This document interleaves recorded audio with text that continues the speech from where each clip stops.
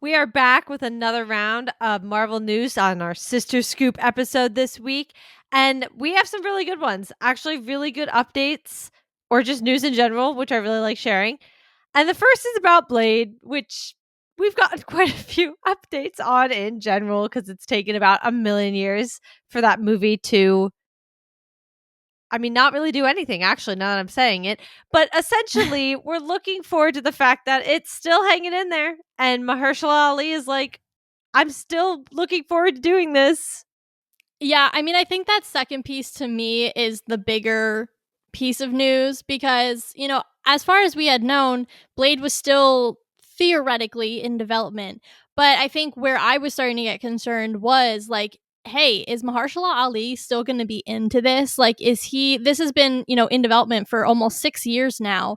Like, I'm pretty sure they like announced it at like Comic-Con 2019, which is like That's wild. crazy. That's So crazy.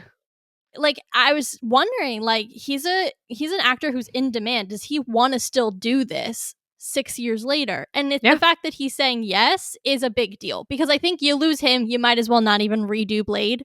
So that is a big, big piece of the puzzle, and it brings me a lot of hope that this movie will actually see the light of day because he still feels strongly about being into it or in it. Oh yeah, and I mean personally, I think after having Blade show up in Deadpool and Wolverine, obviously not his version, it made me more excited to see Marvel bring in their version. So I Yeah. think God, that movie was a year ago too, but I think that was already kind of that stepping stone where people who maybe didn't know what to expect of the character because they didn't watch that original movie, which granted I haven't either.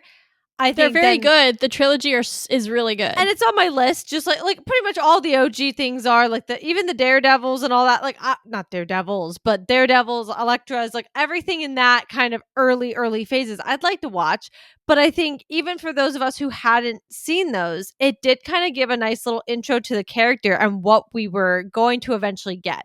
So I think with that, it's like the renewed interest is still there. People want to see Blade, and I'd like to see him play him. He's a great actor. I mean, he's been in so many things. I find him in the most random movies ever now because I can pinpoint it's him. Like even in the Hunger Games when I rewatched it, and Bogs. I was like, what? You're in I this? know. Like because you don't realize it. So I would like to see this happen. I am glad that he's really still into it. Hopefully, we will see it. I keep still hearing rumors about the Midnight Suns and things of that nature. So I don't expect him to not exist outside. Like, if they did the Midnight Suns, you're not going to not have Blade. So Yeah. we'll see what ends up happening. But it is good news to me that he's still into it and that the studio itself hasn't completely scrapped the movie at this point. Couldn't agree more. Well, moving on to our next one, then. This one I like to hear for two different reasons. I believe it's Jake Schreier. I'd assume that's how you Germanize it in its way of pronouncing it. Is gonna be the one for the next X-Men movie out of Marvel. I guess the first one out from Marvel. And if you aren't familiar with that name, he just did the Thunderbolts. So you should be familiar because that was an amazing movie. Yeah, and I love that this one is essentially a part two of a segment that we had a few weeks ago. It was rumored that he was in talks, and it's so cool to now be able to come on and say, yes, he is confirmed, he is doing it. You hit the nail on the head with some of the like movies that he's done in the past. For the MCU specifically, Thunderbolts is a really good movie. We really enjoyed it. So the fact that he was able to do that, which is an ensemble film, I think that's the other piece that gives me a lot of confidence. Yes. Ensemble films can be really, really hard. You've got to make sure that everybody gets enough time to make sure that you're caring about the character, the characters. And I think he did a good job too. There were some new characters, yet there were some who were returning, but he gave the new characters enough time for us to get to know them. Now, when he's doing the X-Men, yes, we will know a lot of these characters from other iterations, but we will not know these versions. So it's Right. actually going to be interesting to see how he takes what he's done in Thunderbolts and morphs it into him having to teach us all about these new versions of characters who've had multiple iterations across different mediums. Yeah. Well, and I like that you pointed out that, he's done the group movie already. And I know one of our complaints, and I do want to call it out because I think we have to talk about it, was that we didn't feel like everybody maybe got the screen time they deserved. It wasn't, and I hate to do this, I hated to do this during our reactions episode, but it wasn't in the same vein as the Avengers, where I feel like everybody, for the most part, did get a good piece of the pie. Like it maybe wasn't, perfect six pieces, but it was pretty close.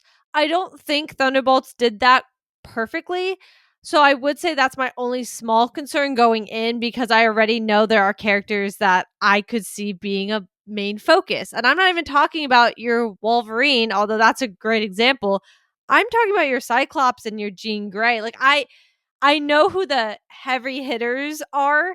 And so I hope that we do kind of keep that everybody gets a little even slice, because I think X-Men 97 does it so well. Yeah. Obviously, I understand it's a cartoon, but it does. It really tells everybody's story relatively evenly, even when there are big things going on. Like, hello, we just did the Goblin Queen and that entire thing, and we still told a million other stories very evenly. So I hope that that goes very well when he does it. But otherwise, I love the Thunderbolts. And so I really do have a lot of faith in him, if I'm being honest. Yeah, and I mean, look, it's possible he's going to learn from that experience and realize, hey, there's feedback. I don't know how many people are saying that about kind of the divvying up of the screen time, if you will. I agree with you on that. I don't know how widespread a thought process that was for a lot of fans, but if that's something that he's hearing feedback wise, I could see him iterating on how to do that better in X-Men and learning from this experience, building on the good, improving the things that maybe fell a little flat, and then making X-Men that much better. Yeah. And I think he can do it. So I'm Yeah, very excited. me too. Now, moving on to our final thing. This is another one we get to confirm. Bernthal will officially be in Brand New Day as the Punisher, which I love to hear. Yeah. I mean, look, we talked about this one. It was just kind of a rumor that was going around. I think it talks about kind of where we're going to be with Spider Man, which leads me to be really happy. I think we've both been really advocating for a more grounded film this time around. For sure. So I think it makes me even more excited for Spider Man 4. I mean, is another Spider Man film ever going to hit the heights of No Way Home? I don't know, because that to me is like a darn near perfect film. But I would think that adding the Punisher, if done really well, could help them get there. And so I'm really excited about that. Yeah, I am too. Hey, maybe this is my haters night. I don't know, but the only thing I will say is I have a small concern of, I do feel like a lot of Tom's movies have, I don't want to say been overshadowed, but they've definitely put in some heavy hitters before. I'm looking at Tony Stark.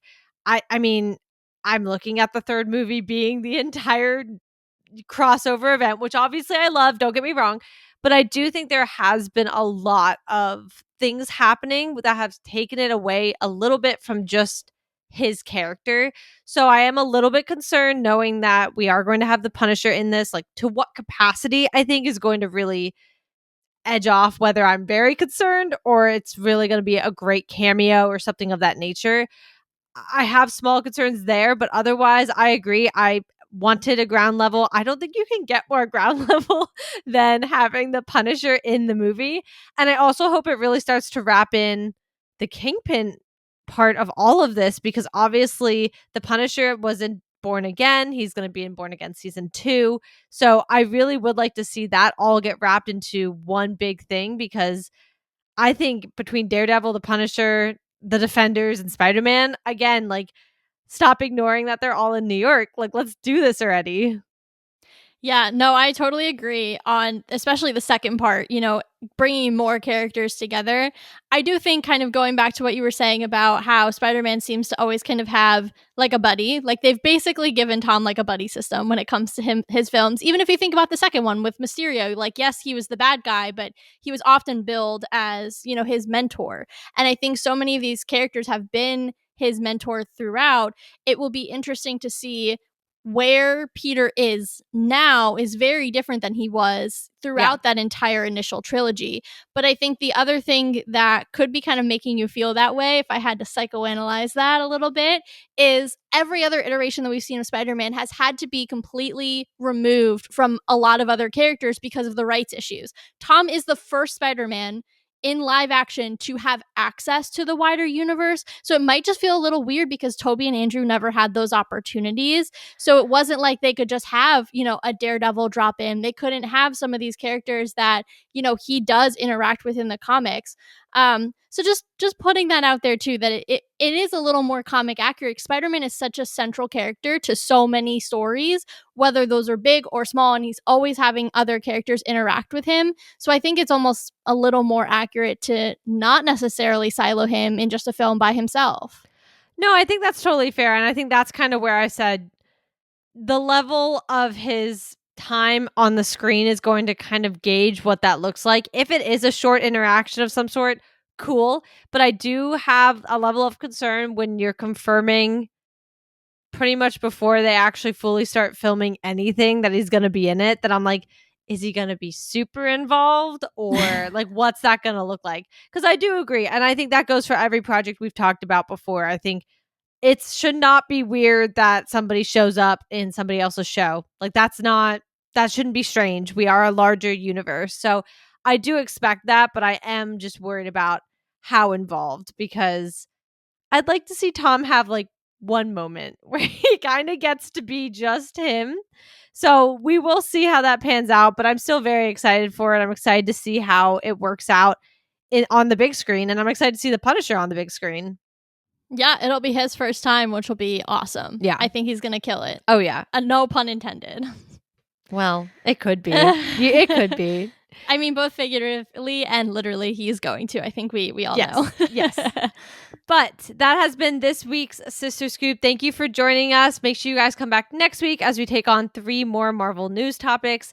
And on the podcast side, we are covering Ironheart as it's coming out. So go and make sure you guys are watching that as well, because the first 3 episodes are super solid. So go check them out. And we'll see you guys next week. Bye.